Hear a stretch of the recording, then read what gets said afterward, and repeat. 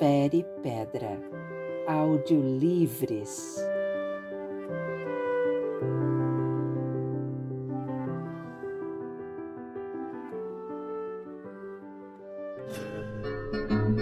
Prona la fronte sotto il peso del lavoro, piegato il cor dallo scudiscio del potente, purché la gioia dia a chi vive nell'oro, senza di mani il lavorator morente. Siamo nel dolore d'una schiavitù tiranna, uniti insieme da sacramental promessa, sulla terra del duol, tutti pronti a morir alla luce del sole. Questa notte. Anarquistas, graças a Deus. Escrito por Zélia Gattai.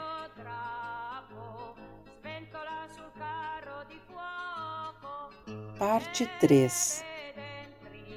Zina. Recordando coisas esquecidas, desenterrei do passado uma figura e um fato, únicos capazes de explicar o mistério das frequentes ressurreições em meus sonhos. A figura de Zina, garota de minha idade, também filha de italianos, os Bertini. Brincávamos juntas desde pequenas, éramos íntimas. Segundo a opinião geral, nos parecíamos muito, ambas louras de olhos escuros. A única diferença eram seus cabelos encaracolados e os meus lisos, como franja de seda. Morávamos no mesmo bairro, mas devido à distância entre nossas casas e à nossa pouca idade, somente podíamos brincar de comadres quando eu era levada por minhas irmãs à sua casa ou quando as irmãs dela a traziam à minha. Na casa dos Bertini havia sempre muitas crianças. Os folguedos eram tantos que o dia passava rápido. Cantávamos canções de roda.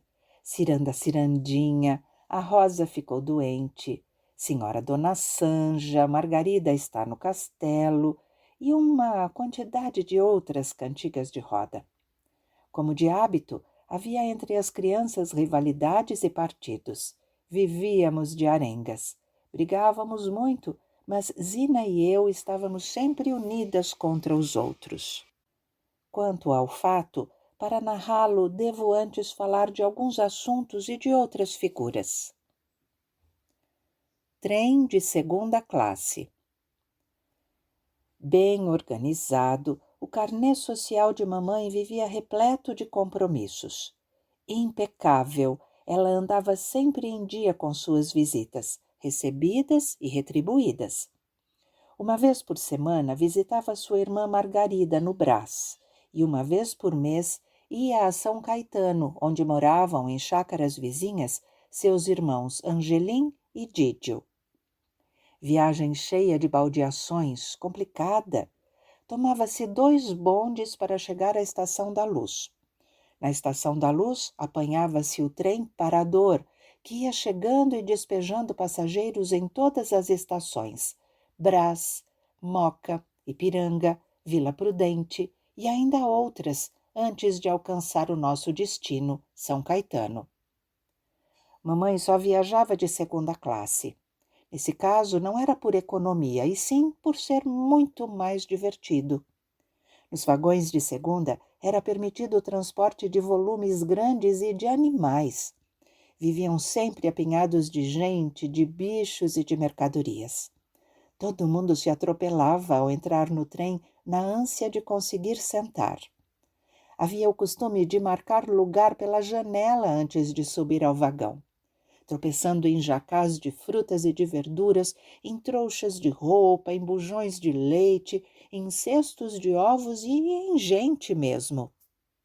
Certa vez, não conseguindo equilibrar-se a um solavanco do trem, vovô Eugênio, que ia visitar os filhos em São Caetano, pisou em cheio no pé de um indivíduo de maus bofes. Não adiantou nada desculpar-se. Foi obrigado a desembarcar na primeira estação, desistir da viagem, para evitar que o enfurecido cavalheiro concretizasse a intenção e a ameaça de furar-lhe os olhos com a ponta do guarda-chuva. Em menos de 1 hora de viagem, chegávamos a São Caetano, sujos de fuligem, cheios de novidades e piadas, para no regresso contar aos que não tinham sido escalados naquele dia. Caminhávamos ainda uns bons 2 quilômetros antes de chegar à chácara do tio Angelim. Os 2 tios maternos. Tio Angelim e tio Didio eram o oposto um do outro, personalidades completamente diversas. Nós, as crianças, às escondidas, os chamávamos de Mut e Jeff, o alto e o baixo, heróis dos desenhos cinematográficos. Tio Angelim era o baixo, vivo e inteligente, mas sobretudo espirituoso. Pelo menos todos achavam. Tia Margarida e mamãe riam de se acabar de suas conversas e de seus trocadilhos e os repetiam sempre, causando hilaridade. Eu, francamente, não achava lá muita graça nas piadas de tio Angelim. Ria para fazer companhia e porque gostava muito dele. Tia Joana, sua mulher, era também do Cadore, nos Alpes Vênetos, como a família do marido. Era uma tia de que eu também gostava muito, sempre amável. Tinham 6 filhos, família unida e feliz. Um gigante, tio Didio podia até ser um bonito homem, cabelos pretos encaracolados, olhos azuis, não fosse tão relaxado. Seus negros caracóis jamais viam a cor de um pente, andava desgrenhado. Depois de um casamento que durou pouco, amigara-se várias vezes. Nunca teve filhos. Vivia sempre sozinho à cata de nova companheira com quem juntar os trapos. Não era amigo do trabalho, preferia ler poesias. Muitas vezes, em meio à nossa dura caminhada em direção à chácara, íamos encontrá-lo, por acaso, deitado à sombra de uma árvore a ler poemas de amor. Mamãe não se conformava. Como pode um homem tão romântico apaixonar-se por mulheres tão horrorosas e ignorantes? Uma delas, Nhá Catarina, cabocla de cabelo nas ventas, mais velha do que ele, uma bruxa feia, viúva, trouxera de quebra para o casamento uma filha boba. Depois veio Nhá Belarmina, depois Nhá Ana e muitas outras Nhás. Todas com Nhá antes do nome, indicando a condição de matutas. Nenhum de seus incompreensíveis casamentos foi bem-sucedido. Um belo dia, na falta de livro de poesias para ler, Didio lançou mão de um manual de espiritismo que lhe caiu sob as vistas. Interessou-se pelo assunto, tornou-se ferrenho espírita, recebendo passes, vendo assombrações. Ao meio-dia, parava toda e qualquer atividade, concentrava-se. Era hora de passarem as almas por seu corpo. Todas as almas do mundo, tio? Perguntei-lhe certa vez, admirada. Todas. Basta fechar os olhos, concentrar-se, ficar imóvel. Experimente daqui a pouco, quando der meio-dia. Respondeu-me tio Didio, entusiasmado com a ilusão de conquistar, quem sabe, uma nova adepta para sua doutrina. Foi infeliz. Papai passava por perto e ouviu a conversa. Enfureceu-se. Pare de dizer besteiras às crianças, Didio. Se for para meter essas estupidades na cabeça dos meninos, nem me apareça mais aqui. Pare com isso, repetiu. Didio ofendeu-se, nem almoçou em casa naquele dia. Sumiu de nossas vistas durante longo tempo. Mamãe morria de pena do irmão. Tão bom, mas de miolo mole, não tem remédio não. A explicação de meus sonhos macabros. Todas as vezes que era escalada para a ida a São Caetano, eu entrava em excitação desde a véspera. Nessa noite não dormia direito, acordava a toda hora, no medo de não despertar a tempo e de perder o trem. Quase sempre, no momento de sair de casa, era acometida de incontrolável distúrbio intestinal.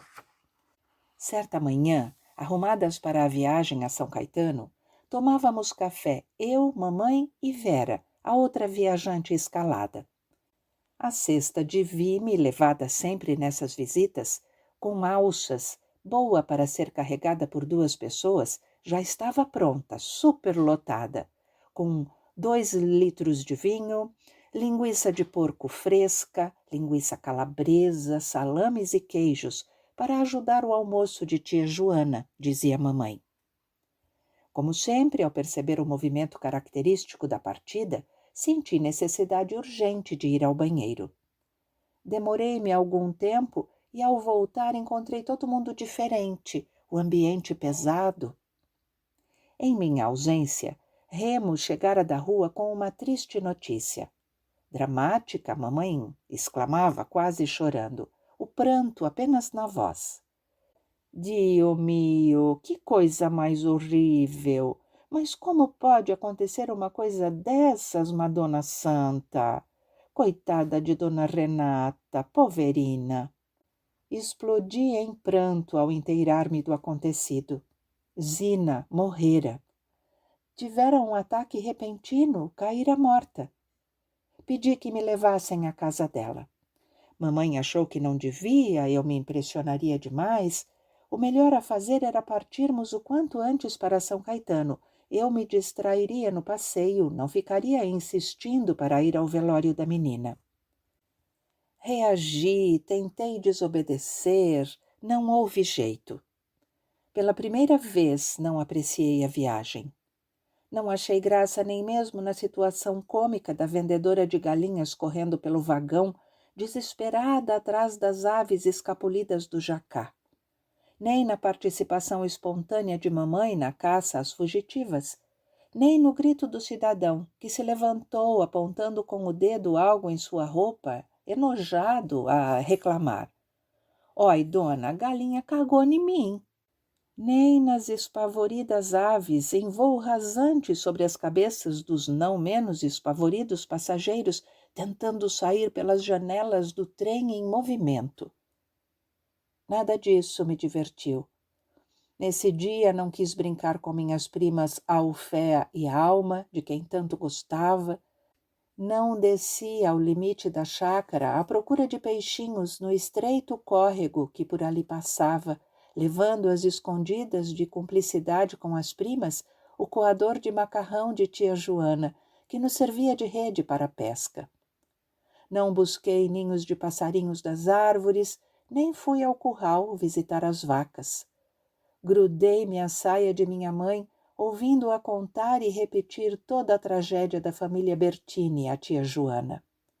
Falava um vêneto pensando que eu não entendesse nada e eu entendendo tudo, me martirizando. Tia Joana soltava exclamações verdadeiramente cômicas. Ela era careteira de natureza, dessa vez superava-se. Que em outras circunstâncias me teriam feito estourar de rir. Naquele momento, apenas aumentavam a minha angústia. Senti no ar que alguma coisa se tramava contra mim. Não via a hora de voltar para casa. O enterro seria no dia seguinte pela manhã. Ninguém me impediria de acompanhá-lo. Nem que fosse para fugir de casa e ir sozinha, eu haveria de acertar o caminho. Quase na hora de partir, mamãe confirmou a minha suspeita, anunciando-me que eu ficaria em São Caetano. Ela iria ao enterro com papai e as meninas mais velhas na manhã seguinte. Revoltada, protestei. Não fico, não fico. Mamãe tentava convencer-me. Você vai se divertir aqui com suas primas, sua boba. Amanhã cedo você vai ver tia Joana tirar leite das vacas. Ao perceber a decisão de mamãe, senti-me perdida. Abri num berreiro escandaloso, botei a boca no mundo. Perdi todo e qualquer recato. Que me vissem chorar e daí? Não fico e não fico e pronto. Amarrei-me a essa afirmação de desobediência, recusando todas as ofertas, todas as tentações com que mamãe pensava me seduzir. Hoje, quando o tio Angelim chegar, ele vai contar uma porção de histórias. Tocava no meu fraco. Sabia que eu adorava histórias e tio Angelim sabia contá-las como ninguém. Mas nem essa perspectiva me dobrou. Pelo contrário, as promessas só fizeram aumentar minha rebeldia. Não quero passar a noite aqui nessa escuridão de lamparina. Não quero. Não quero dormir naquela cama cheia de percevejos. Não quero ouvir história nenhuma. Quero voltar para minha casa. Depois dessa torrente de malcriações, encarei mamãe. Ela estava lívida. Esperei a surra merecida. Nunca a desafiara daquela maneira, com tanta ousadia, fazendo-a passar vergonha diante de sua família. Esperei, mas os tapas e os cascudos não vieram. Calada, impotente, olhando sério para mim, mamãe sentia-se derrotada. Desviou o olhar para tia Joana como que a lhe suplicar desculpas. Senti que ela me compreendera. Sabia que eu estava sofrendo. Ela morria de pena da filha. Mas não voltou atrás. Fiquei em São Caetano. Tia Joana também não se ofendeu. Naquela noite preparou para me agradar meu prato preferido. Arroz cozido no vinho com muito queijo parmesão ralado, à moda do Cadore, e ainda fritou fatias de polenta para o café. Tempos depois, 1 ano talvez, faleceu um dos Bertini, tio de Zina. Foi comprado então pela família um jazigo perpétuo. Na remoção dos restos mortais da menina para a nova sepultura, verificaram que os ossos de seus joelhos estavam voltados para cima, tocando a tampa do caixão, os pés pousados nas tábuas embaixo. As 2 mãozinhas abertas para o alto em atitude de forçar a tampa para abri-la. Tudo isso eu ouvi de conversa à meia voz de gente grande. Provavelmente, comentaram, a criança havia sido enterrada viva, devia ter sido acometida de um ataque de catalepsia. Essa revelação me atordoou. Quis saber detalhes, ninguém sabia nada mais do que ouvira. Era sigiloso, a mãe de Zina não podia tomar conhecimento da tragédia. Se eu tivesse ido ao seu velório, poderia ter descoberto tudo. Teria olhado tanto para o semblante de Zina, teria segurado suas mãos, teria beijado seu rosto. Todas essas desesperadoras reflexões ficaram escondidas em meu pequeno coração, extravasaram certamente em sonhos. Sonhos e interpretações. Para compensar meus pesadelos, eu tinha o privilégio de sonhar colorido. Esses sonhos coloridos não eram frequentes, porém eram lindos. Eles se passavam sempre em bosques e prados, em castelos de torres e candelabros, com felpudos tapetes azuis forrando os salões, meus pés afundando neles, sentindo a maciez da seda. Jamais encontrei na vida real azul igual ao dos meus sonhos. Até mamãe foi atacada por essa mania de sonhos durante longo tempo. Ao despertarmos pela manhã, lá estava ela de plantão. Como é? O que sonharam? Coisa boa? Nós traduzíamos coisa boa por bom palpite. Cada uma contava seu sonho, mamãe interpretava. Havia desistido de ouvir Dona Vicenza, chegara à conclusão de que a velha sabia muito pouco, errava demais. Contei um dia à mamãe, com a promessa de que ela não o transmitisse à bruxa, o meu sonho colorido daquela noite. A princípio, ela não acreditou na minha conversa. Sonhou colorido? Que invenção é essa, menina?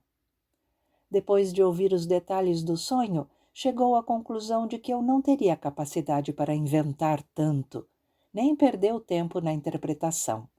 Tudo colorido? Só pode ser borboleta. Jogou. Perdeu. Deu pavão. Dos filhos de Dona Angelina, Vera era a menos dotada para línguas. Em casa, nossos pais falavam italiano. Nós entendíamos tudo, porém respondíamos sempre em português. Às vezes, por brincadeira, arremedávamos uns e outros em italiano. Vera era incapaz de fazê-lo, se atrapalhava toda, não dizia coisa com coisa. Só fazia todo mundo rir de suas frustradas tentativas. Certa manhã, Vera acordou entusiasmada. Antes que mamãe nos perguntasse pelos sonhos, ela adiantou-se. Mamãe, sonhei hoje em italiano. Em italiano? Surpreendeu-se a mãe, toda animada. Vera estava ansiosa para relatar seu sonho. Eu sonhei com o seu Gragnoli, um vizinho nosso. Chegou aqui em casa com uma novidade. Trazia um telegrama na mão. Perguntou, dov'è il signor Gattai? Com toda essa cerimônia? Quis saber dona Angelina, surpresa. Foi assim mesmo que ele disse, respondeu Vera. E aí papai chegou. Seu Gragnoli entregou-lhe o telegrama. Um telegrama, hein? Mamãe não cabia em si de curiosidade. Um telegrama com o nome de papai e endereçado para a casa de seu Gragnoli. E de quem era o telegrama? Por que endereçado para seu Gragnoli? Papai não leu o telegrama, não sabia ler letras de telegramas. Não sabia? Mas como não sabia? Não é tudo a mesma coisa? Protestou dona Angelina. Pois ele não sabia. Tanto é que pediu ao seu Gragnoli que o lesse, e seu Gragnoli leu. Mas de quem era? Desembucha logo. Adivinha, mãe? Ora, se era em italiano, só podia ter vindo da Itália, não? Pois não vinha da Itália. Vera castigava a mãe. Se não vinha da Itália, então de onde vinha? Sabe de onde, mãe? Do hospital do Juqueri, do hospício. Do Juqueri? Então só podia ser de seu Urbano, marido da Regina. É a única pessoa que conhecemos internada lá. Pois desta vez a senhora acertou. Era do seu Urbano mesmo. Um telegrama muito esquisito que dizia assim. Fez uma pausa. Como é mesmo? Espera, deixa-me lembrar. Ah, peste volete, peste avrete, anárquico traditore.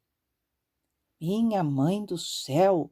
Seu Urbano deve estar cada vez pior, coitado, para tratar teu pai desse jeito, chamar de anarquista traidor. Mas o sonho ainda não acabou, mãe, apressou-se Vera. Aí, papai ficou furioso, virou-se contra seu Gragnoli como se o telegrama tivesse sido mandado por ele e disse: Ma cosa mi dici, Raimondo? Raimondo? Assombrou-se mamãe. Teu pai devia estar maluco também, veja só. Mudar o nome de seu Gragnoli. Ele sabe muito bem que ele se chama Hugo. Wanda interveio às gargalhadas. Que é isso, mãe? A senhora está esquecendo que isso foi um sonho? Passado o primeiro momento do impacto, mamãe quase perde o fôlego de tanto rir. Aquela Vera era um número. Como conseguira falar italiano? Quem diria? O sonho de Vera fora tão importante que mamãe nem quis saber dos outros dois. Passou a manhã toda concentrada, tirando conclusões, querendo chegar ao pivô do enredo. A experiência lhe havia ensinado que o óbvio não prestava para palpites. Somente os sonhos bem decifrados davam resultado. Mamãe penitenciava-se de ter deixado de ganhar boas boladas pela pressa, pela preguiça de refletir quando de um sonho de Wanda e outro de Vera.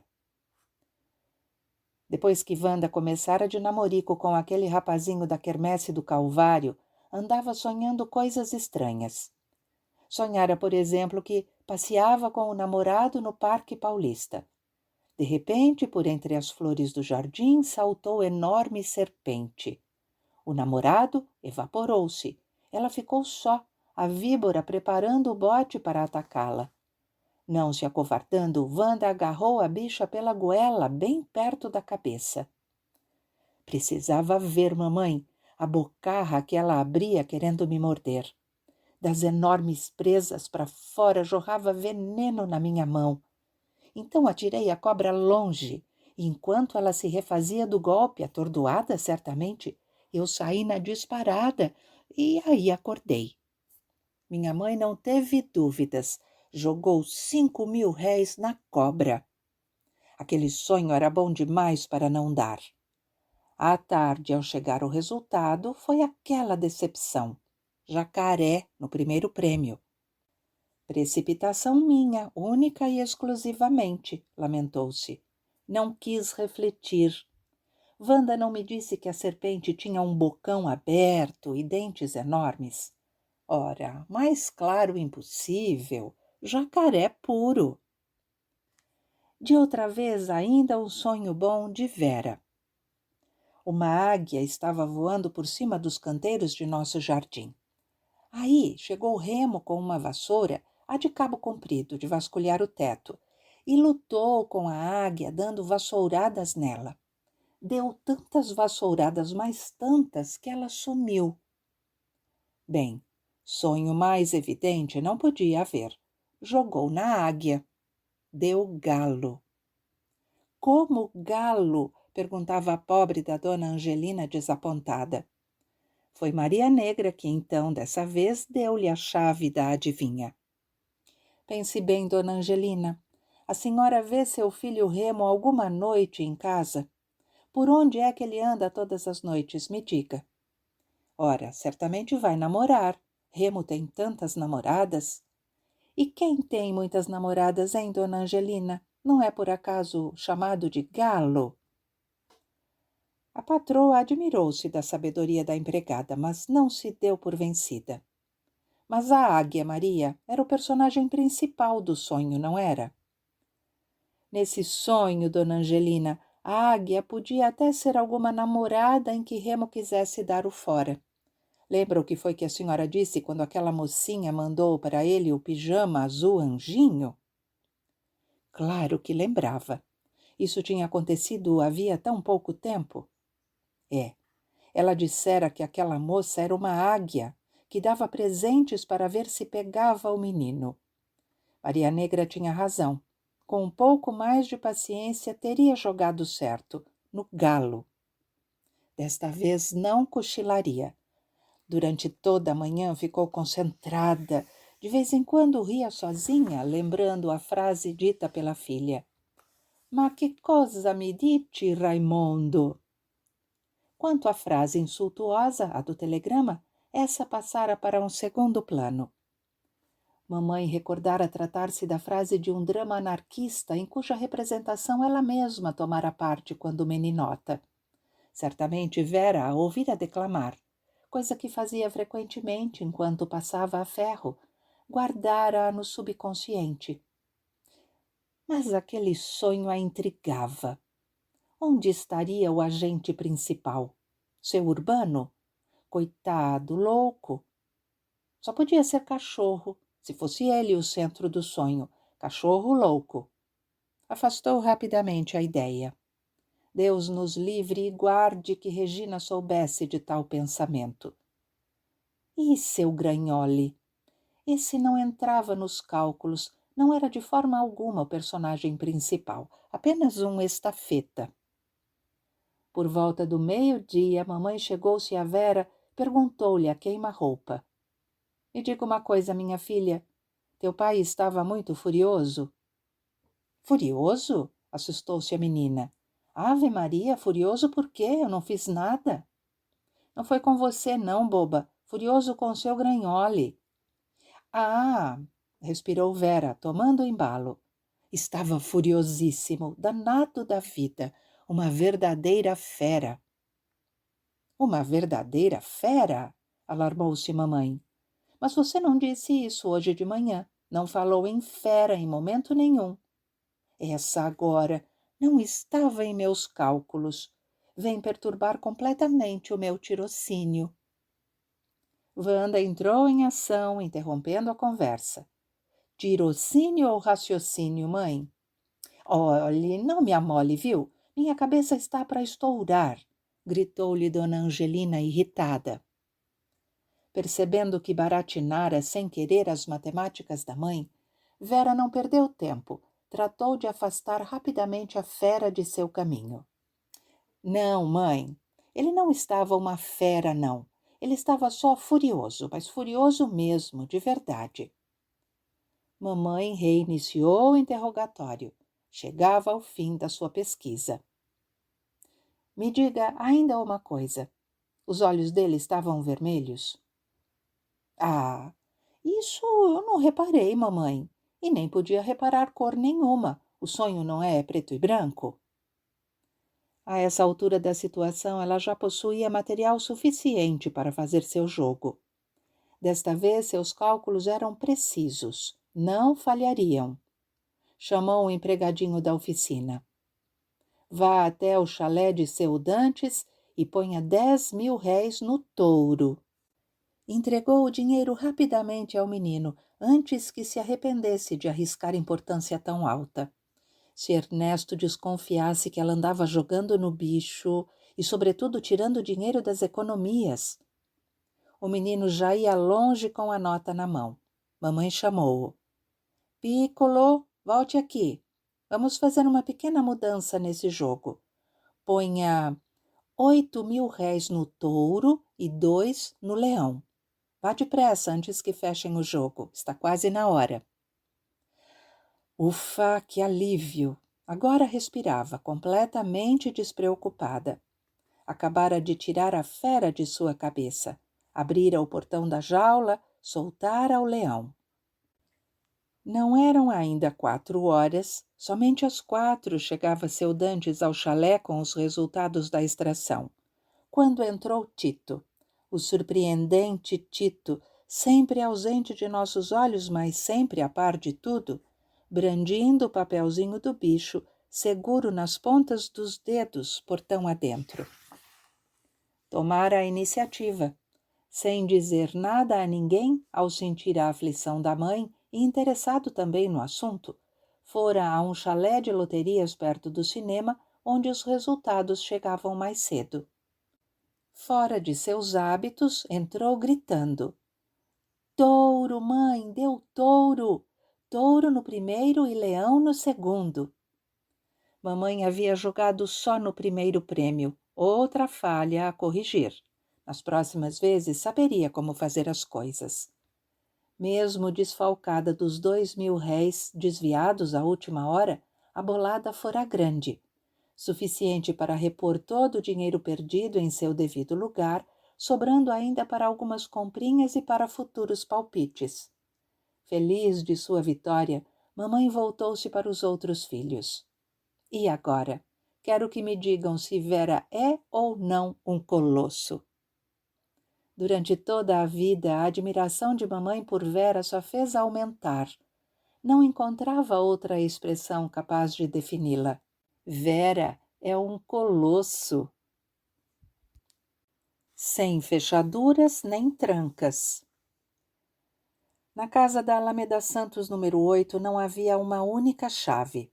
Os buracos das velhas e enferrujadas fechaduras viviam entupidos de papel amassado, vetando a eventuais olhos indiscretos a possibilidade de uma espiada no interior dos quartos de dormir.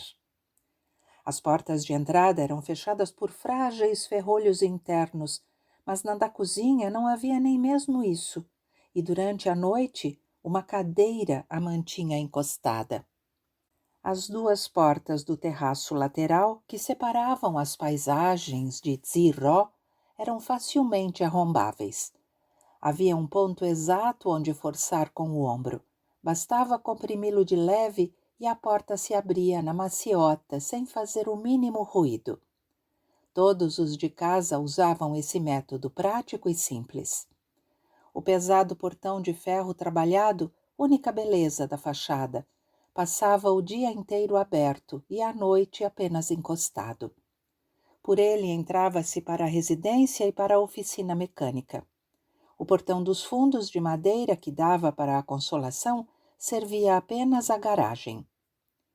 Nunca tivemos medo, nem mesmo pensamos que um ladrão pudesse invadir nossa casa durante a noite. Não possuíamos nada de valor e os gatunos sabiam muito bem escolher suas vítimas. Os ladrões de antigamente eram inteligentes e conscienciosos, deixavam os pobres em paz. Dormíamos tranquilos. Seria Meneghetti? Nossa casa nunca fora visitada por ladrões, mas em compensação, nela penetravam tranquilamente animais de toda a espécie. Certa noite em que eu dormia sozinha, pois minhas irmãs, minhas companheiras de quarto, passavam o fim de semana em casa de tia Margarida, fui despertada às tantas da madrugada por um ruído estranho a vagar pelo quarto. Som mais esquisito aquele, flutuante, metálico, parecia o tilintar de um guizo. O som, como já disse, deslocava-se pelo quarto, chegando às vezes bem perto de minha cama. Calada, o coração aos pinotes, pensava: será o Meneghetti, meu Deus? Por que ele usa um sino? Para saber se tem alguém no quarto? Dino Amileto Meneghetti, ladrão temido e audacioso, quase legendário, era uma espécie de herói popular. Seu nome e suas proezas andavam em todas as crônicas de jornal e em todas as bocas. Fantasma a surgir e a desaparecer entre altos muros e escorregadios telhados, desafiava a polícia, toda ela em seu encalço. Não se passava uma noite sem que ele assaltasse um palacete, arrombasse um cofre, mestre no ofício. Diziam que só roubava dos ricos, deixando os pobres em paz. Contavam que se tratava de pai extremoso de 2 filhos, aos quais dera os nomes de Espartaco e Lenine. Meneghetti declarou certa vez a um jornalista que o entrevistou: o comerciante é um ladrão que tem paciência. Mamãe nos dizia que Meneghetti era ainda mais atrevido do que o famoso João do Telhado, assaltante também temível, invadindo as residências sempre pelos telhados. Esse fato lhe valera o apelido. Andara em evidência havia anos, mas suas façanhas não se comparavam às de Meneghetti. Os pensamentos sucediam-se rápido em minha cabeça, enquanto o sininho continuava a tocar aqui e ali, circulando de um para outro extremo do quarto. Não, Meneghetti não ia perder tempo com nossa casa. Pode ser, quem sabe, outro ladrão? E se for mesmo um ladrão e eu gritar? Ele foge de medo. Ao mesmo tempo temia que, gritando, provocasse uma reação violenta no assaltante contra mim e contra meus pais, que dormiam no quarto ao lado. Que fazer? Da parede, no centro da cabeceira da cama, pendia um soquete em forma de pera. Resolvi sentar-me para alcançá-lo e acender a luz. O colchão barulhento de palha de milho desfiada exigia toda cautela. Fui deslizando, lenta e mansamente, bem devagarinho, até conseguir sentar-me. Segurei o soquete e preparei-me para gritar no momento em que a luz acendesse. O guizo continuava a circular. Esperei que se distanciasse. Pressionei então o botão da pera. No fundo do quarto, um imenso cão policial balançava grossa corrente partida, presa à coleira. Estava ali, meio perdido, sem saber para onde ir. Devia ter fugido de sua casa e, encontrando nossas portas abertas, agarrei meu chinelinho de junto da cama e atirei-o. Puxa daqui! O cão saiu em disparada. Flox, meu cão, meu camarada. Pelo nosso enorme portão, aberto de par em par, entravam, procurando guarida, cães abandonados ou escorraçados por moleques da rua. Penalizada, mamãe recolhia e tratava quantos aparecessem por lá. O mais antigo de nossos cães, entre tantos que tivemos, chegado nessa circunstância escorraçado, era enorme. Mamãe o batizou com o nome de Flox, certamente por ser felpudo e branco como um floco de algodão. O mau português de Dona Angelina foi responsável pela transformação de floco em Flox. Ao ver o cachorro banhado e penteado, exclamou: Ai, que lindo Flox de algodão! Ficou sendo Flox. Flox apareceu um dia fugindo das pedradas de um bando de meninos. Machucado, atingido numa das patas traseiras, sangrando, corria com dificuldade, sustentado por 3 pernas apenas. Encontrou o providencial portão aberto, entrou, escondeu-se debaixo de um automóvel estacionado na garagem. Morta de pena como sempre, mamãe o acolheu. Conquistou a confiança do animal assustado, oferecendo-lhe água fresca, falando-lhe com carinho. Com voz severa, passou um sabão nos moleques que, sem tomar conhecimento da lição de moral que recebiam, permaneceram ainda por muito tempo rondando a casa, esperançosos de continuar a brincadeira. Tratado com todo carinho, adotado, Flox tornou-se o nosso melhor e mais fiel amigo. Em nossa companhia viveu cerca de 8 anos, eficiente guardião das crianças, sempre atento a defendê-las se fosse preciso. Seu único e grande defeito era gostar de rua. Tinha mania de nos acompanhar aos passeios, fosse de automóvel, de bonde ou a pé. Antes de sairmos de casa, tínhamos sempre a preocupação de deixá-lo trancado. Matreiro, desconfiado, ao ver-nos de chapéu na cabeça e bolsa na mão, Flox escondia-se. Conhecia o hábito da família. Esse mau costume de prendê-lo sempre que se ausentava, impedindo-o assim de acompanhá-la. Mesmo tomando cuidado, quantas vezes tivemos que voltar em meio do caminho. Quando menos se esperava, lá vinha o danado, língua de fora, arfando, correndo atrás do automóvel ou do bonde. Um dia, numa ida ao Jardim da Luz, de repente o avistamos a correr disparado acompanhando o bonde. Do veículo repleto, mamãe, as meninas e Maria Negra gritavam-lhe: "Volte para casa, Flox, volte!"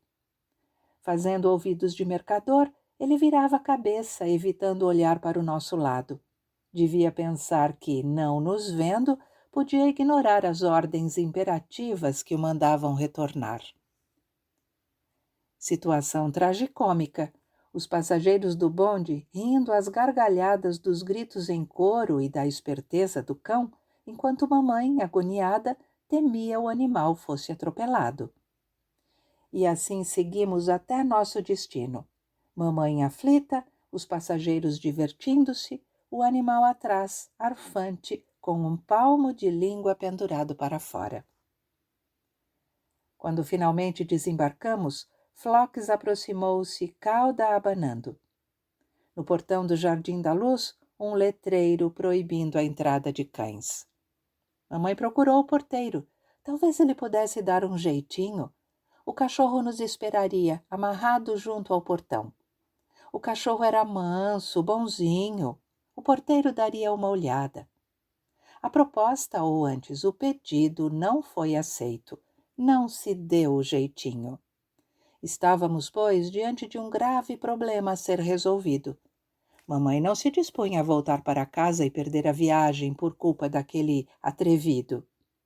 Foi Wanda quem salvou a situação, lembrando que Dona Altamira, vendedora de roupas de cama e mesa à prestação de quem mamãe era freguesa antiga, morava nas imediações do Jardim da Luz.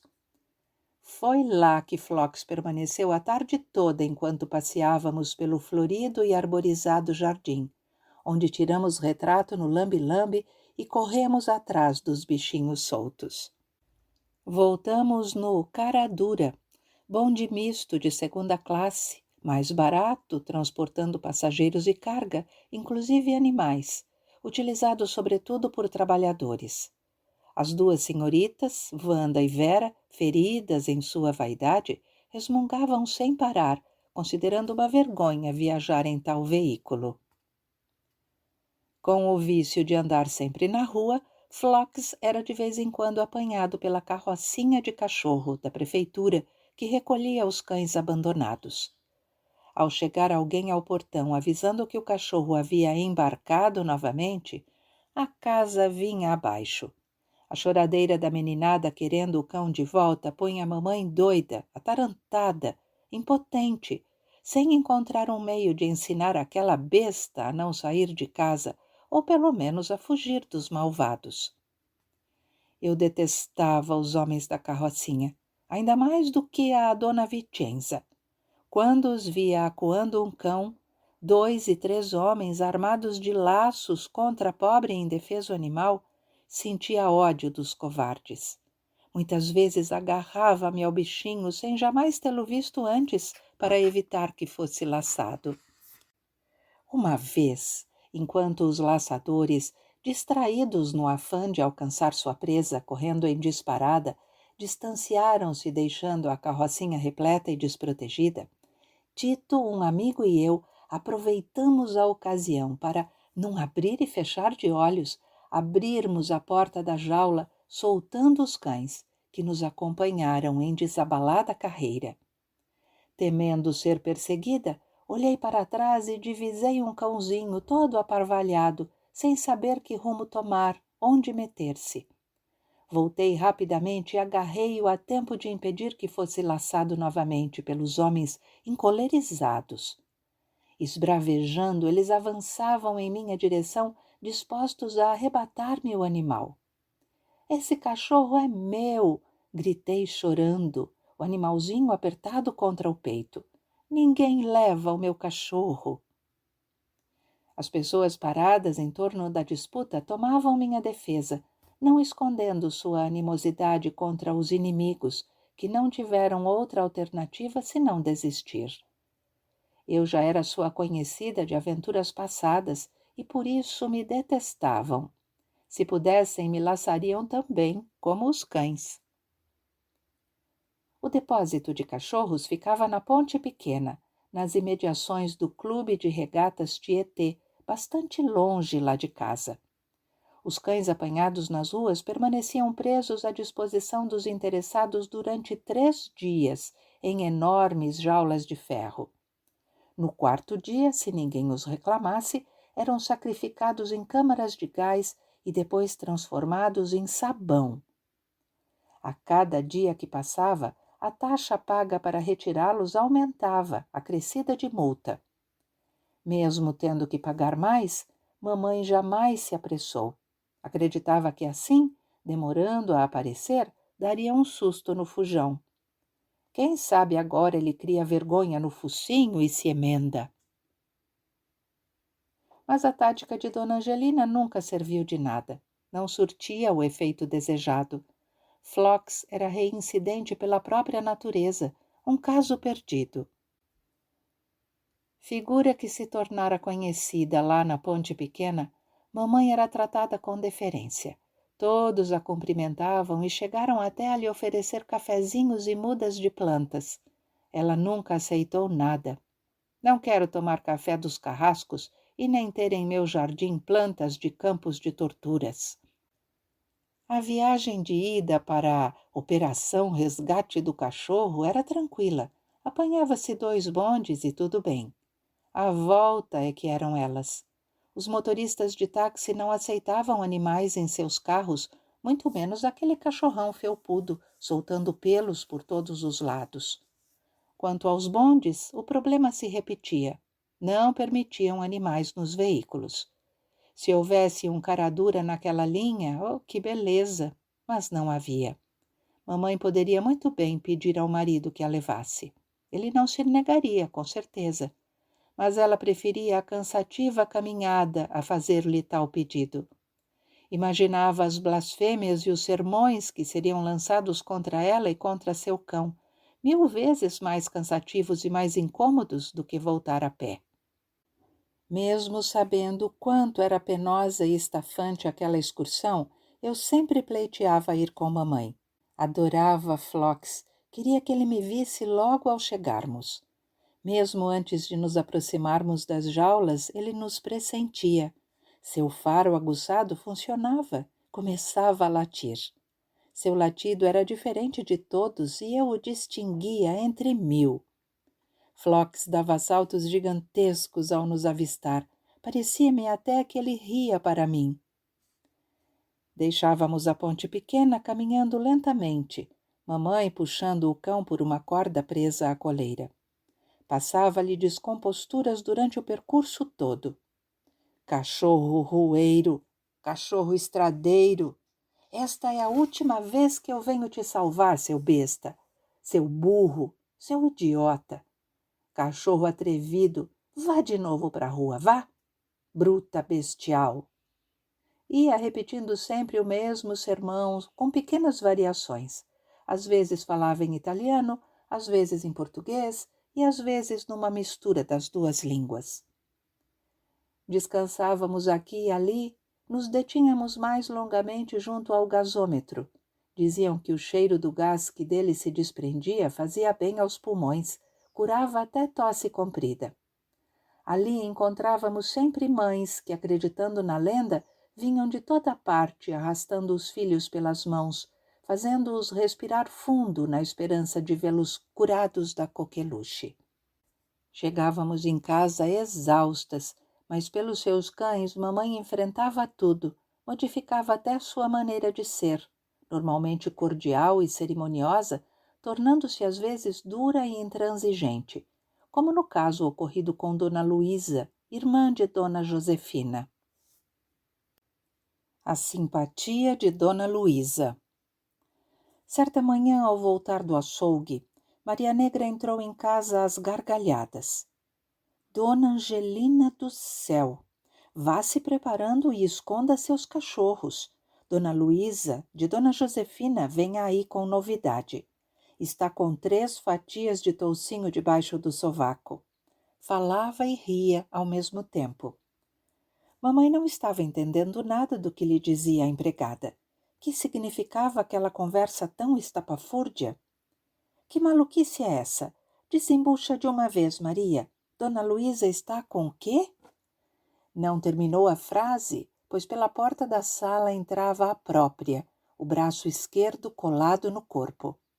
Com seu carregado acento português, Dona Luísa foi direta ao assunto. Bom dia, Dona Angelina. Vim cá lhe procurar, pois preciso de sua ajuda. Estou a fazer uma simpatia portuguesa lá de minha aldeia para curar o meu sobrinho Silvio. O menino não anda bem, está com mau olhado e parece que está aguado também. O pobrezinho deve ter tido vontade de comer alguma coisa. Não lhe deram e a criança aguou. Anda pálido e sem apetite. Josefina, coitada, a dar-lhe fortificante sem resultados. Então resolvi fazer a minha simpatia sem dizer nada, nem a ela e nem a Idinha e a Ema. Deus me livre. Elas não acreditam nessas coisas. Iriam impedir-me. A senhora é uma pessoa amiga, vai me compreender. Mamãe não desgrudava os olhos do braço de Dona Luísa, preso ao corpo a sustentar as fatias de toucinho. Larga mancha de gordura espalhava-se bem visível na blusa azul. Da cozinha chegavam gargalhadas escandalosas de Maria Negra, entremeadas de cochichos com Wanda. Mamãe, encabulada, temia que Dona Luísa percebesse que as 2 malucas estavam rindo dela. Falta de respeito, mas sua curiosidade superava tudo. Mas diga, por favor, Dona Luísa, no que posso lhe servir? Pois olhe, Dona Angelina, para que meu Silvio fique bom, preciso oferecer a 3 cães fatias de toucinho que trago aqui, debaixo do braço. Comprei-o agora mesmo no açougue de seu Pepino. O toucinho está fresquinho. Dou-o ao cão e digo-lhe, toma lá, cão. Tu ficarás aguado, meu filho não. Quando o terceiro cão terminar de comer a última fatia, o menino estará curado. Esta simpatia é muito boa, não falha nunca. Sim, senhor. Em sua ingenuidade, mamãe não atinava com o objetivo de Dona Luísa, ali plantada àquela hora da manhã a lhe dar explicações. Nem desconfiava que seus cães haviam sido escolhidos para comer as fatias fresquinhas. Flox e 01 seriam os primeiros agraciados. 01, novo afilhado de Dona Angelina, era um vira-lata de pelo raso, branco, o toco de rabo de pé. O rabo desse cachorro parece o número 1, dissera a inventiva madrinha, ao justificar o nome com o qual batizou o cão. Dona Luísa preferia fazer o trabalho discretamente, distante de olhares curiosos na rua. Os amigos eram para essas ocasiões. Foi preciso que ela começasse a chamar os cachorros pelos nomes, a estalar os dedos para que mamãe, de repente, descobrisse a intenção da vizinha. Não conseguindo esconder sua surpresa e sua revolta, deixou timidez e cerimônia de lado e explodiu. Mas, Dona Luísa, a senhora quer fazer uma coisa dessas com os meus cachorros? A senhora então não sabe que o toucinho é um veneno para a saúde dos animais? Aos meus nunca dei, nem nunca vou dar. Ataca os intestinos, é quente, provoca diarreias, faz cair o pelo. Não, Dona Luísa, não me peça isso, tenha santa paciência. Nem insista, por favor. Ao sentir a reação da vizinha, seu tom irritado que até então desconhecia, Dona Luísa, bastante sem jeito, meteu a viola no saco. Encerrou o assunto. Apenas pediu reserva, que não contassem nada em sua casa. Partiu em seguida, certamente para cumprir mais adiante o que considerava um dever de tia extremosa. Bito. Nas vésperas da Páscoa, papai recebeu de presente um cabritinho. Depois do almoço, você vai chamar o açougueiro para matá-lo. Ponha o cabrito em vinhadalhos para tomar gosto e vamos ter um belo assado regado a vinho no almoço de domingo de Páscoa. Explicou seu Ernesto ao entregar o cabrito a Maria Negra, responsável pela cozinha. Mamãe pulou. É preciso ter muita coragem e nenhum coração para matar um bichinho miúdo como esse. Vejam, não tem nada em tudo, é só pele e osso. Nada em tudo era uma das expressões originais de minha mãe, e com ela afastou qualquer hipótese de sacrificar o animal. Distanciando-se enquanto ela falava, papai desistiu de comer cabrito assado na Páscoa ou em qualquer outra ocasião. Não adiantava discutir com Angelina. Conhecia de sobra sua mulher. O cabritinho passou desde então a viver dentro de casa. Ganhou o nome de Bito.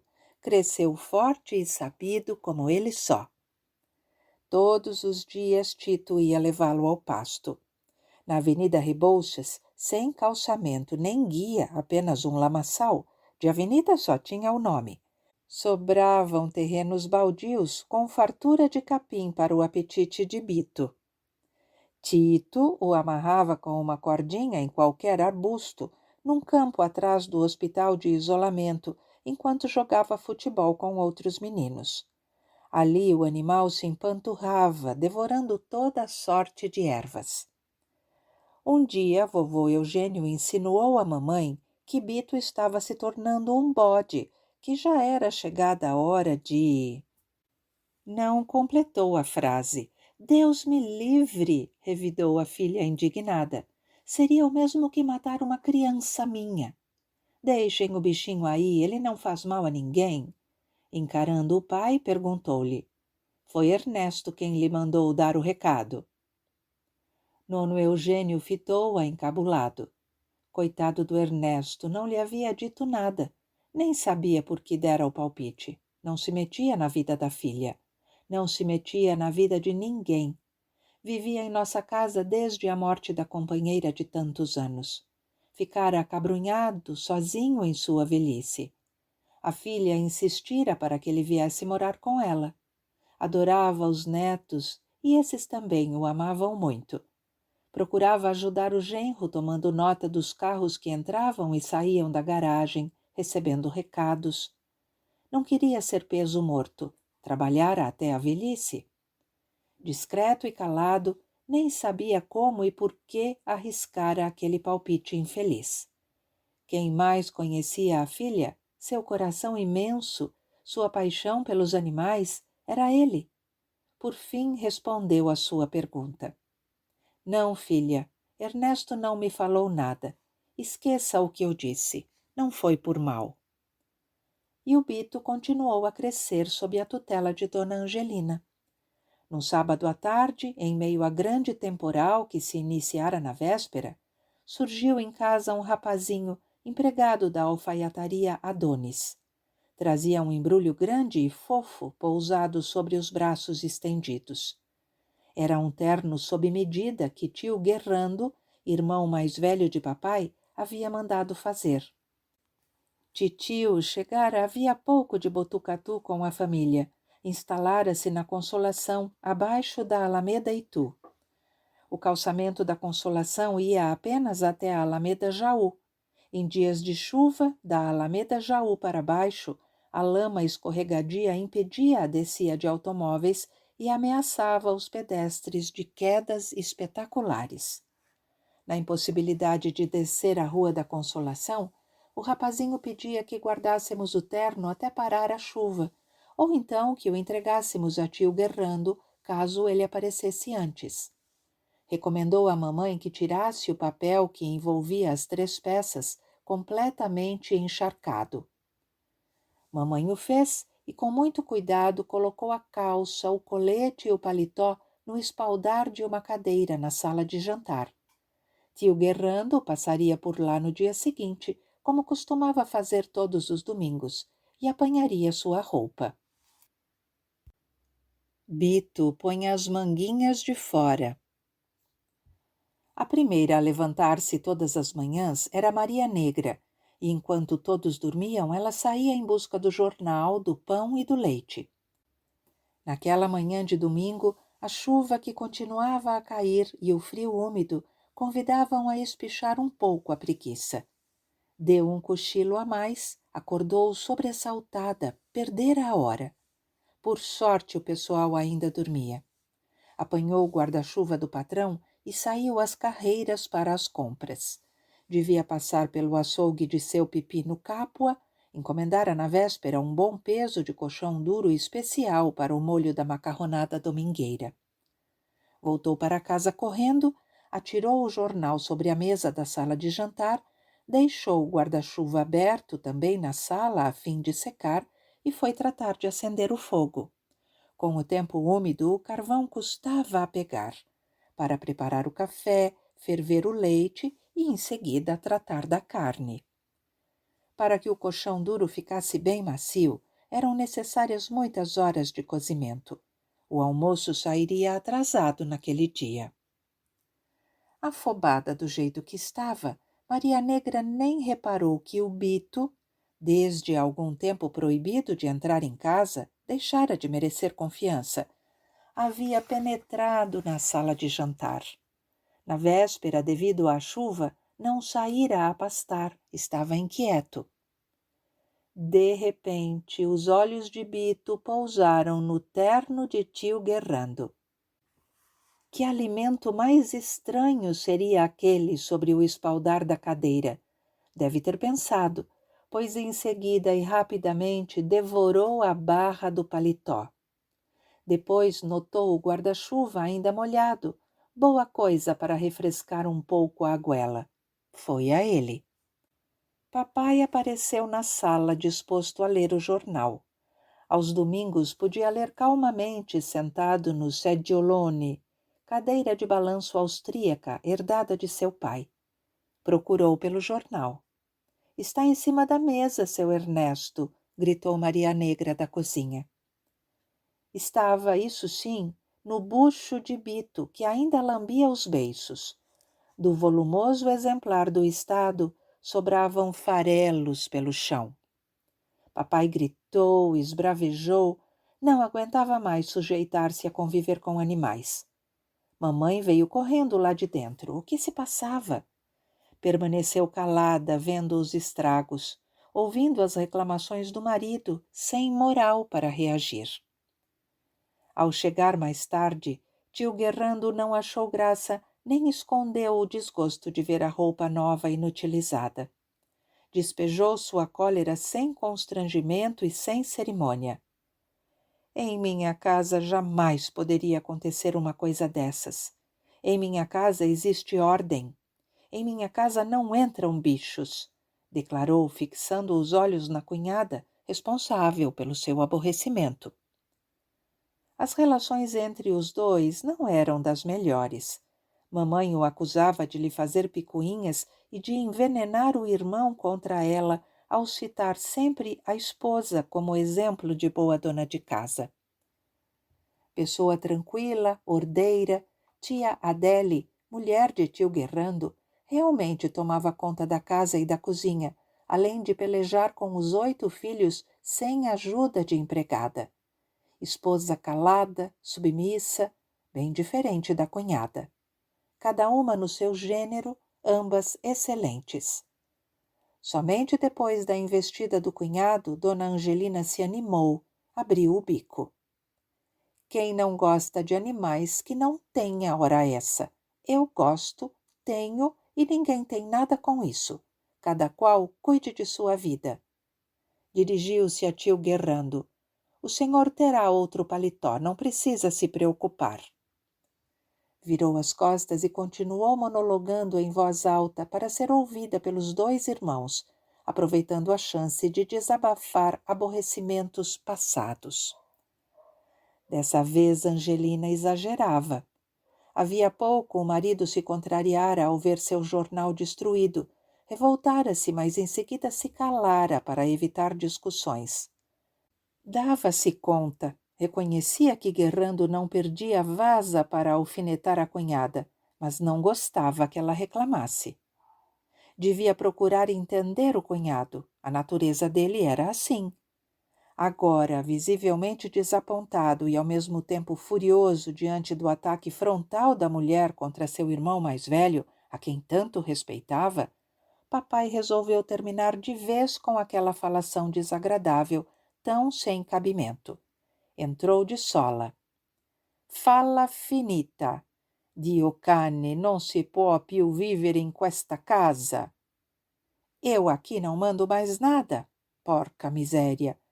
Tudo tem seu limite. Bichos por toda parte, dentro e fora.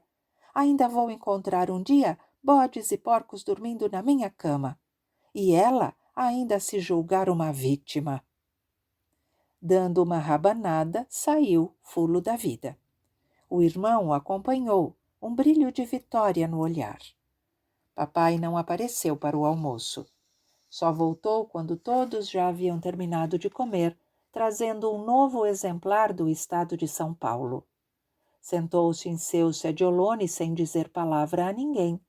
Leu o jornal durante o resto da tarde. Começava a escurecer quando dobrou, colocando-o sobre uma cadeira a seu lado. Ali ficou o jornal até o fim da noite. Ninguém ousou tocar nele. Papai continuava irritado. Não valia a pena mexer no jornal, arriscar-se a levar um carão. Tarde da noite, quando todos dormiam, mamãe levantou-se da cama, voltou à sala de jantar. Apanhou o jornal largado pelo marido, folheou-o procurando algo que muito a interessava.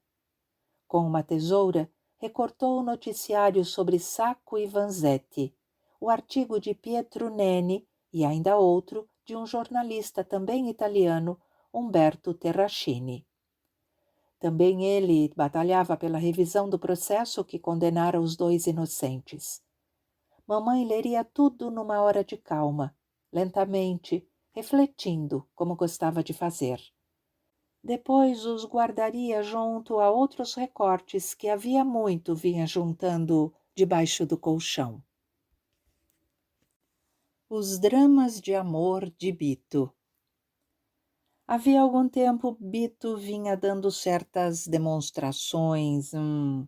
Tentara um dia, na falta de cabra para saciar seus desejos, cruzar flocks, não obtendo sucesso. Levou um carreirão daqueles com latidos e dentadas. Mamãe surgiu pressurosa em defesa de Bito contra aquele cachorro velho e ranzinza que podia muito bem brincar um pouco com o pobrezinho. Não se dava conta da realidade. Parecia não enxergar os enormes chifres e o cavanhaque do bode. Galã à cata de aventuras, Bito tentava a sorte com tudo o que lhe passasse pela frente.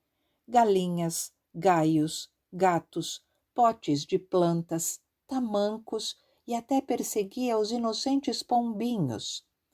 Acabou bandeando-se para os lados de Rubiconda, uma roliça leitoa ganha de presente para ser assada no Natal, salva, como de hábito, por Dona Angelina, grudada agora nas barras de sua saia, não lhe largando os calcanhares. Mamãe custou a entender que Bito se tornara adulto, carente de amor, que deixara de ser aquele cabritinho travesso, ingênuo em suas reinações. Até o dia em que ele investiu com ardor e vontade contra as cabras de Dona Caropita, no quintal de nossa casa. Naquela manhã, Dona Caropita, mulher de pouca educação e briguenta, mungia distraída as tetas de suas cabras, seu ganha-pão. De repente, copo e leite voaram longe. Bito atacava, macho sequioso. Enfim, enxergava à sua disposição não apenas uma, mas duas belas fêmeas branquinhas, sedutoras. Ninguém o afastaria dali antes de levar a cabo o seu intento. Investia ora sobre uma, ora sobre a outra. As duas cabras assustadas saltavam, os grandes guizos de latão atados ao pescoço a tocar, colaborando para o pandemônio. Estatelada entre a surpresa e o orgulho, mamãe presenciava a cena sem tomar providências. Despertou com os berros de Dona Caropita, que, não gostando nem um pouco da brincadeira, possessa, ordenava que levassem aquele bode putzolento antes que ele acabasse secando o leite de suas pobres e indefesas cabras, que se o leite delas secasse, mamãe teria de lhe pagar o prejuízo e que mais isso e que mais aquilo. Voltando a si, Dona Angelina ordenou a um empregadinho da garagem que amarrasse o bode numa árvore do jardim. Engoliu em seco os impropérios atirados pela mulher revoltada. Não adiantava discutir com pessoa tão ignorante. Mamãe tinha experiência. Santa Aquiropita e Dona Caropita. Vizinha de Dona Josefina Strambi, na Alameda Jaú, Dona Caropita, mulher de um carroceiro, andava pelas ruas logo cedo, arrastando duas cabras por uma corda. Os sinos de latão tocando com o movimento dos passos, anunciando sua chegada, vendendo leite a fregueses certos, entre os quais mamãe. Ela cobrava caro, mas todos diziam que leite de cabra prevenia contra a tuberculose, muito bom para as crianças.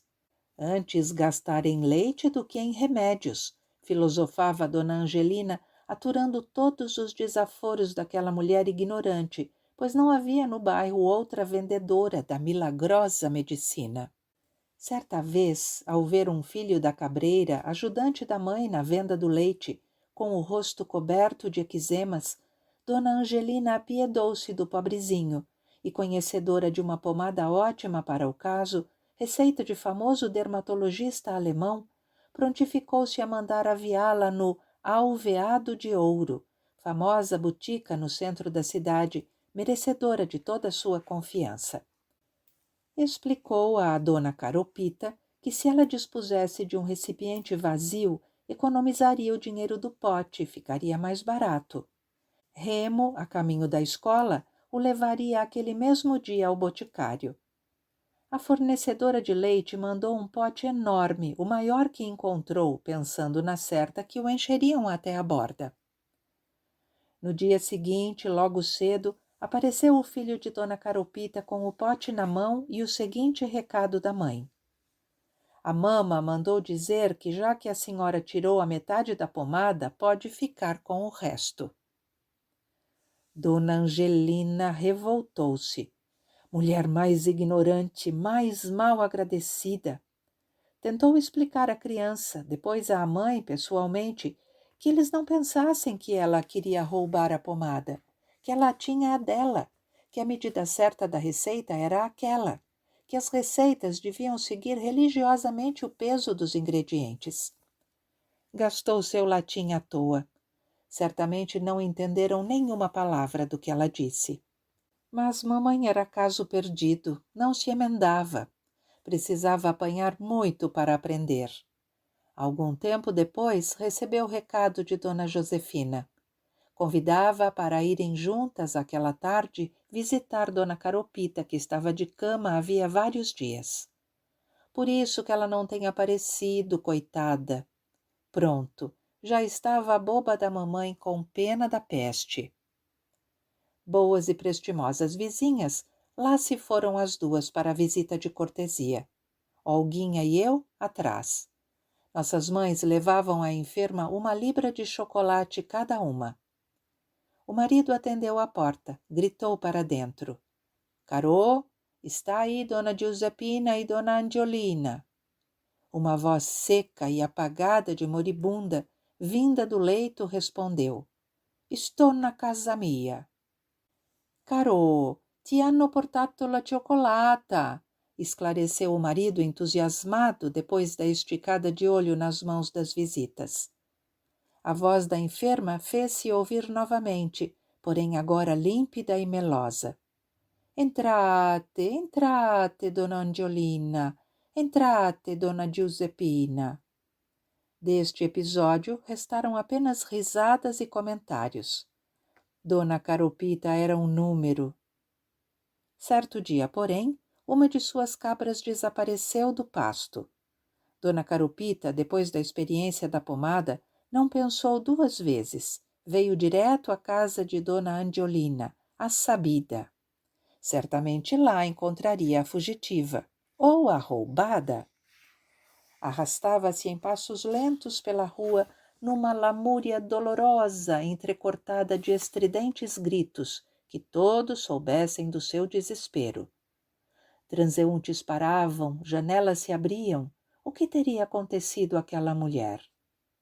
Adio perso a grappa mia, adio perso a grappa mia, perdi minha cabra. Linguajar mais atrapalhado aquele. Era preciso muita prática para entendê-la. Dona Caropita esquecera sua língua natal, não aprendera o português.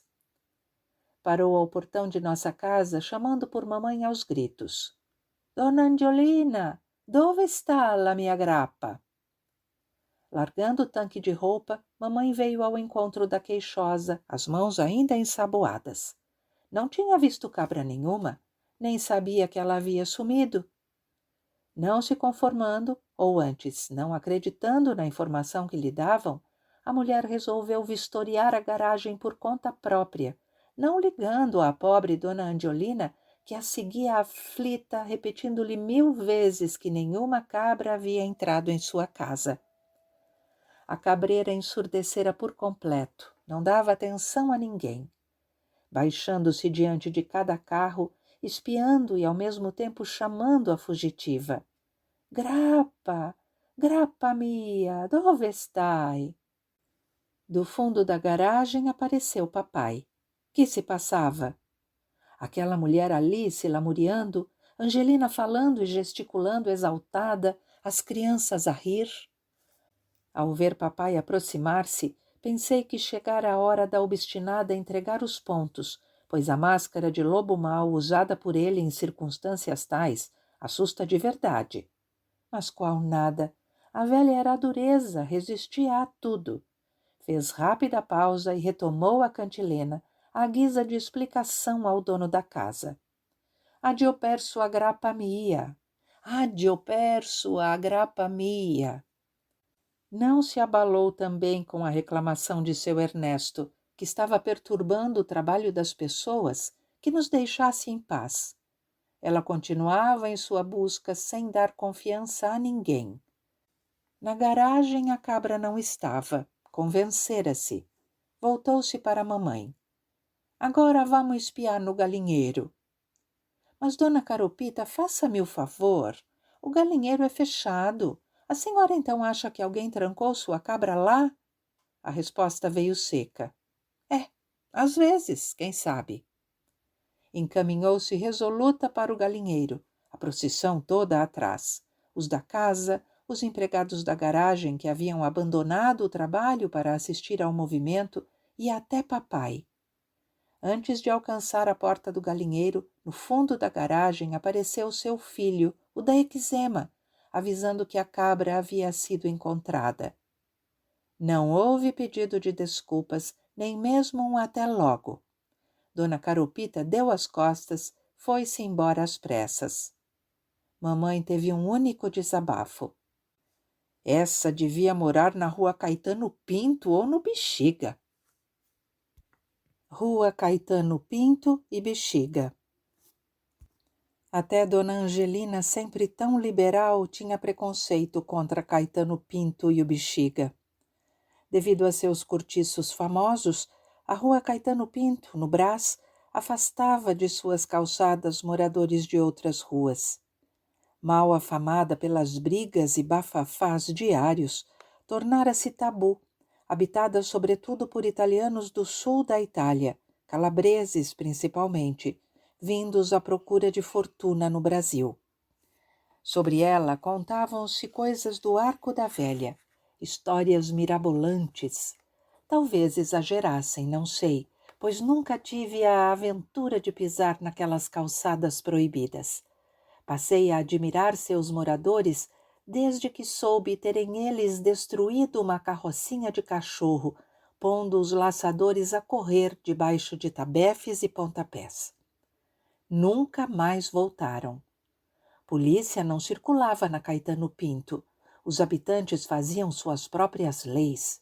Não havia soldado que por ali se aventurasse. População extremamente religiosa, profundamente patriota, de sangue quente. Comprava barulho por um dá cá aquela palha, mas ao mesmo tempo era terna e alegre. As mulheres tinham fama de valentes, discutiam de janela a janela, batiam nos filhos à moda italiana, violentos tapas na cara. Havia curiosa emulação entre as vizinhas da Caetano Pinto. Quem conseguiria fazer luzir mais suas panelas?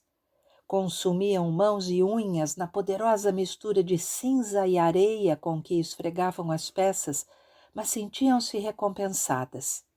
Em torno dos caixilhos das janelas permaneciam penduradas em exposição, brilhando, ofuscando a vida dos passantes, panelas e frigideiras, caldeirões e caçarolas de todos os tamanhos e formatos, motivo de elogio e glória para suas proprietárias, enchendo-as de orgulho e vaidade. Dos fogareiros a carvão colocados nas calçadas, as panelas fumegantes desprendiam aromas de molhos e de guisados que entrava pelas narinas dos passantes, despertando o apetite. Aos domingos não havia tráfego de automóveis pela rua. Os homens não trabalhavam. A maioria ocupava a pista de paralelepípedos jogando boccia e malha. Outros preferiam a morra. A morra era um jogo que eu conhecia de perto, pois nossos vizinhos calabreses e napolitanos também gostavam dele.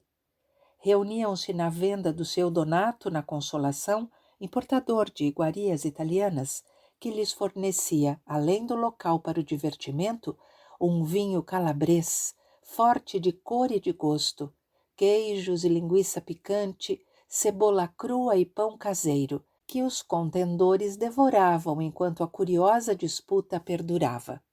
2 adversários de cada vez apostavam, as mãos fechadas, abrindo-se de repente, apontavam alguns dedos, ou nenhum, ao mesmo tempo que gritavam a soma.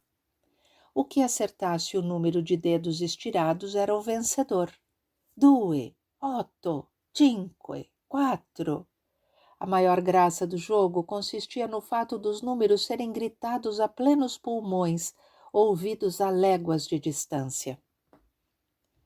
Devotos de Nossa Senhora da Aquirupita e de Nossa Senhora da Ripalta, padroeiras do sul e norte da Calábria, frequentavam a igreja da Aquirupita, que os próprios imigrantes, os capomastri, mestres pedreiros, arquitetos improvisados, construíram no Bexiga, bairro habitado também por italianos do sul.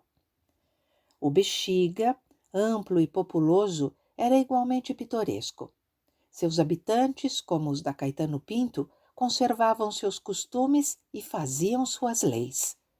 Moradores de outros bairros dificilmente frequentavam o Bexiga, considerando um reduto de gente atrasada, perigosa, de sangue esquentado.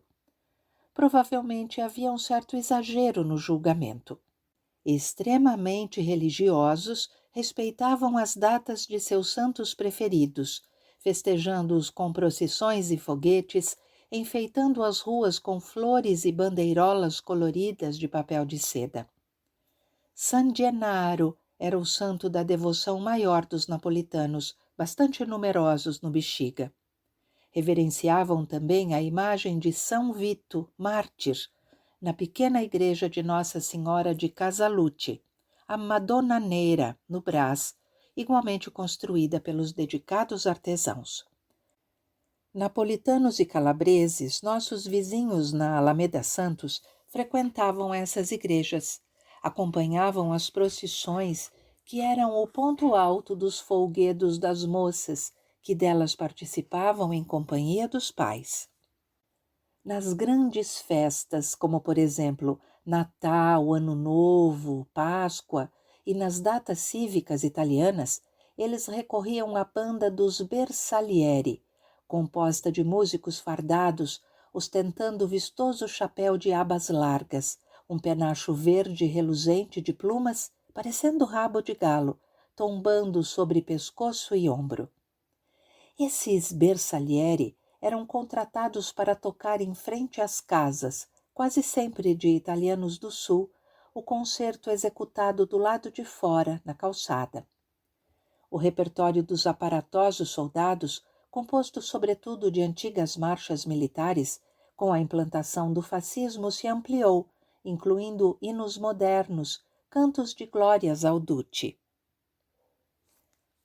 Certa ocasião, um calabrês do bairro veio consultar papai.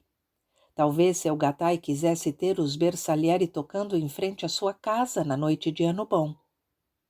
3 famílias do quarteirão haviam concordado em contratá-los, mas os músicos exigiam a adesão de pelo menos 5 famílias, sem o que teriam prejuízo. Não custaria muito, apenas uns quantos mil-réis, além do vinho obrigatório para os músicos. Meu entusiasmo ao pensar que a banda dos Bersaglieri, tão barulhenta e chamativa, poderia tocar para nossa família, não durou muito, apenas alguns instantes. Desmoronou-se em seguida com a resposta de papai. Me desculpe, seu Carmine, mas em frente à minha casa nem de graça, muito menos pagando. Não estou disposto de jeito nenhum a patrocinar esses hinos de Mussolini, de Ovinesas e outras imundícies que me fazem sentir o cheiro do óleo de rícino. Essa agora de papai, que negócio era aquele de óleo de rícino? Papai inventava cada uma. Seu Carmine devia saber do que se tratava. Entendeu. Desapontado, ao dar-se conta de que batera em porta errada, engoliu em seco e partiu. Bito e o Mister. O Mister era um freguês muito distinto, dono de um Peugeot. Aliás, a oficina de papai regurgitava de fregueses importantes. Todos a recomendavam e assim a clientela aumentava em número e qualidade. Lembro-me de alguns. Dr. Cincinnato Richter, homem grande, gentil e sorridente, que às vezes trazia seu filhinho Roberto e a esposa, moça bonita e simpática. Dr. Luciano Gualberto, outro cliente ilustre, grande cirurgião. Conde Pereira Inácio, milionário da Avenida Paulista. Jeremia Lunardelli, o rei do café, que por coincidência encontrou certa vez, trabalhando na oficina de papai, um camarada de sua região, da província de Treviso, na Itália. Haviam imigrado na mesma ocasião para o Brasil em busca de fortuna. «Ciao, Jeremia, come steto?» saudou em dialeto vêneto o empregado de papai, entusiasmado ao reencontrar o antigo companheiro pobre, agora milionário. Pelo que contam, O velho Jeremia não se entusiasmou nem um pouco com o encontro. Fechou a cara. Manteve-se reservado, decepcionando o conterrâneo. Lembro-me de Guilherme Jorge, um dos primeiros clientes a aparecer na oficina, que se tornou amigo da casa. Muitos outros também passaram de fregueses a amigos. Antônio Ambrodi, Federico Puccinelli, José Pistoresi, Alfredo Albini, entre os nomes que recordo. Havia clientes de nacionalidades variadas, franceses, ingleses e alemães, cujos nomes não decorei, mas dos quais guardo a fisionomia e os apelidos. O Paleta, alemão de dentes enormes que lhe saíam da boca. O Bigodinho, de bigodes enrolados e duros de goma. O Tampinha, muito baixo e gordo. O Carneira, mastodonte, um gigante de homem, que foi chamado certa vez por Vera de seu carneiro. Edu Chaves, herói da aviação, aparecia de vez em quando lá na oficina. A primeira vez que veio foi aquele alvoroço. Remo entrou em casa esfogueado. Sabem quem está aí? As mulheres largaram o crochê, se precipitaram à janela para espiar. Eu saí na disparada, queria vê-lo de perto. Até modinha sobre ele eu sabia. Aprendera com meus primos no Brás. Edu Chaves falava com seu Ernesto, os dois de pé no meio da oficina. Eu me cheguei, encostei-me em papai, nenhum dos dois se deu conta da minha presença. Eu doida para que o aviador me olhasse, me desse vaza para sapecar a música em sua homenagem. Quando percebi que ele se despedia, que não haveria chance para mim, voltei correndo para a sala de onde cantei bem alto, me esgoelando. Salve Edu Chaves, aviador, rival das águias e do condor. Teria ele me ouvido? Certamente não. Entre os fregueses de papai havia um muito especial, o Mister. Por ser estrangeiro, fumar cachimbo e usar bigodes engomados nas pontas, o Sr. Miller, era esse o seu sobrenome, foi apelidado de Mister por nós, as meninas. Pela marca de seu carro francês, talvez Monsieur lhe assentasse melhor, mas fora batizado de Mister e assim ficou, seu Mister. Como já foi explicado antes, seu Mister era a própria distinção personificada. Eu o achava velho, mas as crianças sempre acham os adultos velhos. Devia beirar os 40 anos, quando muito. Vestia-se impecavelmente, um homem elegante. Seu ar solene e seu aspecto respeitável não o impediam, no entanto, de dirigir olhares, sempre que possível, à linda filha mais velha do mecânico. Maravilhosa! Wanda achava graça quando pilheriava a respeito do entusiasmo do Mister. Papai considerava o Mister um ótimo freguês, cuidadoso como ele só, não esperando que o carro falhasse para procurá-lo, mandando fazer revisões antes do tempo. Mas o Mister não era o único a suspirar por Wanda. Havia outros, como certo rapaz que, ao vê-la na janela, entrou com o pretexto de mandar revisar o automóvel. Entregou o carro na oficina e tranquilamente demorou-se zanzando pelo jardim de Dona Angelina, olhando ostensivamente para dentro da casa à procura da beldade ali escondida. Até seu Albini, solteirão, amigo de papai, andou-se ensaiando. Nesse, Wanda não achou graça. Velho descarado. Um dia, o Mister veio apanhar o Peugeot que deixara na revisão. Antes de entrar na garagem, parou bem em frente à janela, de onde podia observar Wanda sentada na sala, fazendo crochê. Iniciou a manobra para acender o cachimbo. Lentamente tirou do bolso fumo e cachimbo. Tarefa demorada. Mais lentamente ainda começou a enchê-lo, um olho cá, outro lá na janela. Puxou a caixa de fósforos e se preparava para acendê-lo quando, de repente, Entretido com a dupla operação, não se dera conta, nem ele nem Wanda, de que por detrás Bito marcava distância preparando o bote. Colhido de surpresa, acertado em cheio na traseira, lá se foi o elegante cavalheiro, sob o olhar atônito da bela jovem, de fuças no chão. Chão de graxa e óleo de automóvel. Marrada de mestre, em vez de louros e glórias, lhe valeu a condenação. Bito chegara à maioridade, bode feito. Aquela foi sua última façanha em nossa casa. Com ela, derrotou de vez Dona Angelina, sua protetora. Coração apertado, dias depois, mamãe entregou seu bode a tio Dídio, que lhe prometeu cuidar bem dele e jamais matá-lo.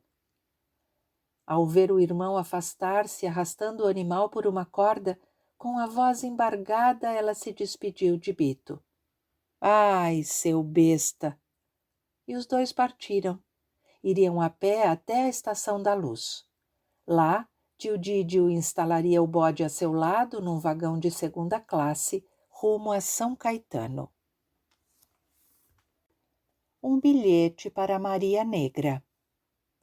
Aquela era a hora de passar a carrocinha de cachorro. Mamãe gritou. Zélia, espia lá fora. Veja onde é que está o Flox. A carrocinha anda por aí rondando. Obedecendo às ordens de mamãe, dirigia-me ao portão quando vi surgir um moleque segurando nas pontas dos dedos um papel dobrado. Vem cá, menina, chame a Maria aí. E que é que você quer com ela, hein? Eu tenho este bilhete aqui para entregar para ela, mas é só na mão dela, viu? O tom misterioso do menino picou-me. Entrei berrando. Maria! Ô, Maria! Tem um bilhete aqui para você. Maria espiou pelo janelão da sala de jantar, largou no chão a vassoura e veio ao portão. Arrebatou o papel da mão do menino, perguntou o que já sabia. Quem foi que mandou? Foi o Luiz, da farmácia de seu Adamastor. Maria Negra dirigiu o olhar para a farmácia da esquina, quase em frente à nossa casa. Na porta, Luiz, um mulatinho magro, sorriu. A moça entrou correndo, radiante de felicidade. No meio do caminho, topou com a patroa. — Que foi que aconteceu, menina? Que entra e sai é esse? — Assunto meu, foi a resposta. — Assunto teu? Gritou a patroa enquanto a jovem se distanciava. — É, gritou Maria Negra ainda mais alto para ser ouvida, acrescentando, particular. Mamãe havia jurado que não discutiria mais com a empregada. Engolia em seco todas as provocações. Sem Maria Negra, o barco não marcharia, ou marcharia mal, e ambas tinham consciência disso. Correndo feito barata tonta, Maria chamava. — Wanda! Ó, Wanda! Onde é que você está? — Estou aqui, mulher. O que é que há? O que foi que aconteceu? — Venha comigo, Wanda, lá no galinheiro, onde ninguém veja a gente. No galinheiro, escondido no fundo da garagem, atrás da seção de pintura de automóveis, Maria Negra se abriu. — Olha aqui, um bilhete do Luiz, da farmácia. Leia para mim, por favor, mas não vá contar a ninguém o que está escrito, tá? Wanda pilheriou. — Se você quiser, posso até tapar os ouvidos e ler em voz alta, sem escutar. — Ora, não brinque, por favor, leia depressa. Não aguento esperar mais. Dos garranchos quase ilegíveis, Wanda decifrou que o galã desejava encontrar-se à noite, precisamente às 8 horas, na esquina da Bela Sintra, com a criatura de seus sonhos. — Ai, meu Deus, nem acredito! Ele quer me namorar! Suspirou Maria Negra enlevada, romântica. Dobrou o bilhete, guardou-o no corpinho junto ao coração, declarando em tom solene. Hoje eu sou a mulher mais feliz do mundo. Vou me encontrar com o meu amor. O romance de Wanda. Wanda andava apaixonada. O namorado chamava-se José do Rosário Soares, filho de portugueses. Haviam se conhecido numa das festas do Divino Espírito Santo da Igreja do Calvário, na Vila Cerqueira César, hoje Pinheiros.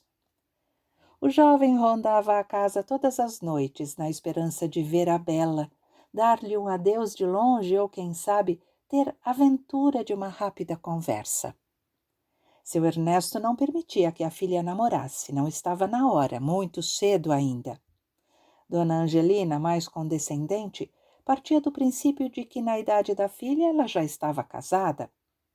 Consentia no namoro, às ocultas do marido. Deus nos livre e guarde que ele descubra, com a condição de que jamais saíssem sozinhos. Deviam ter sempre alguém a pagiá-los, um pau de cabeleira.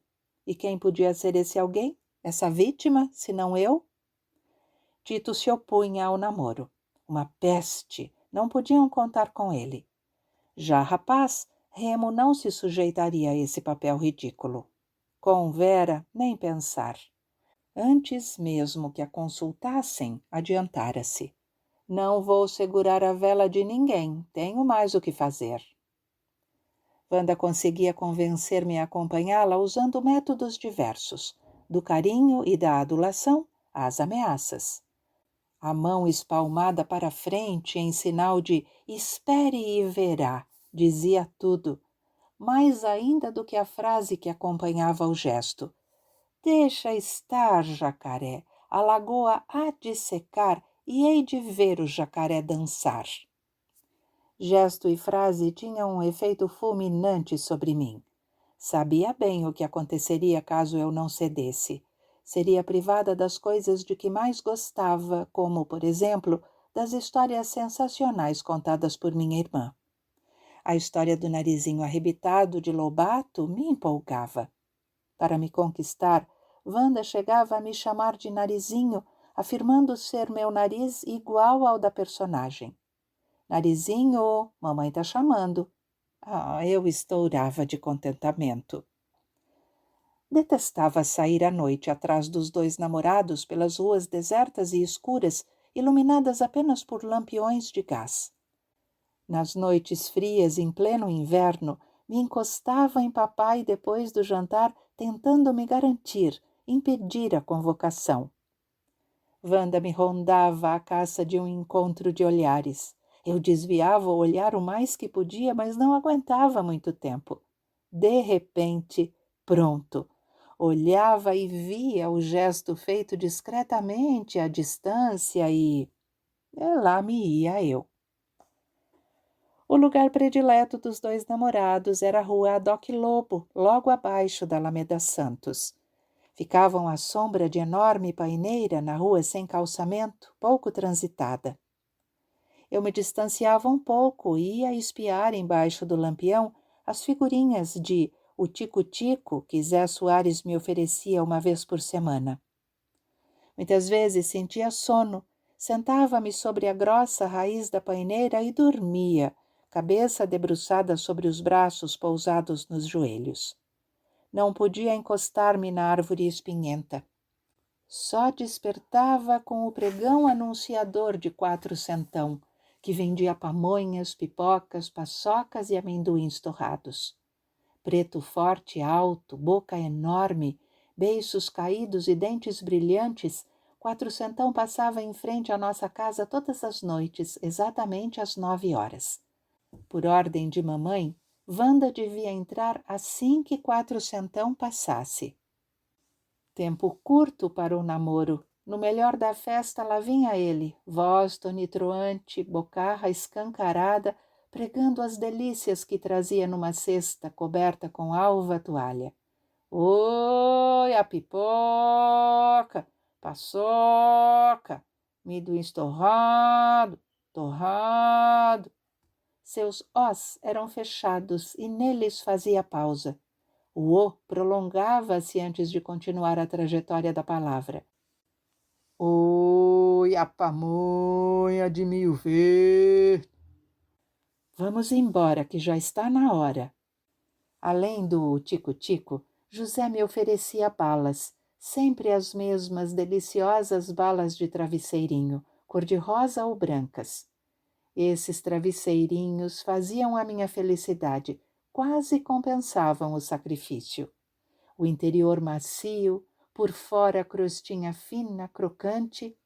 O rapaz precisava conquistar as graças da menina rebelde, garantir sua preciosa companhia. Chegava às vezes a escorregar em minha mão uma moedinha na hora de despedir-se.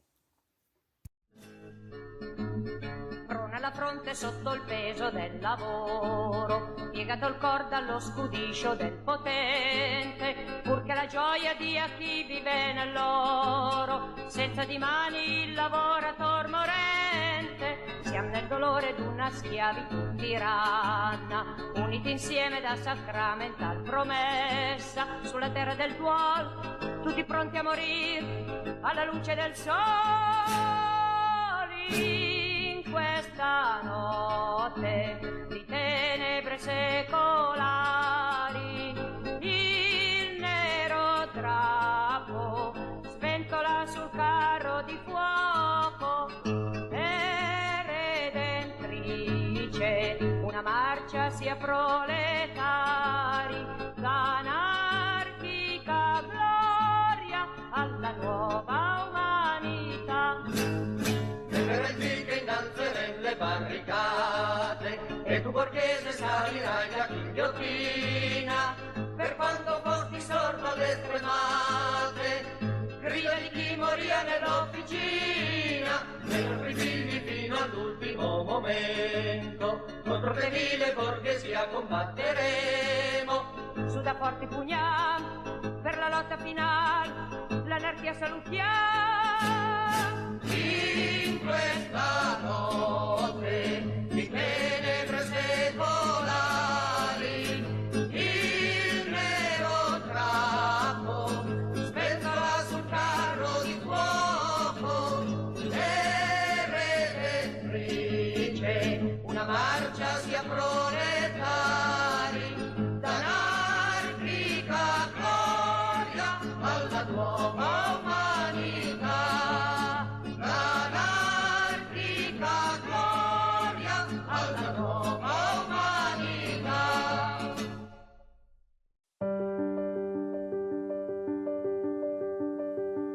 Papel fere pedra. Audiolivres.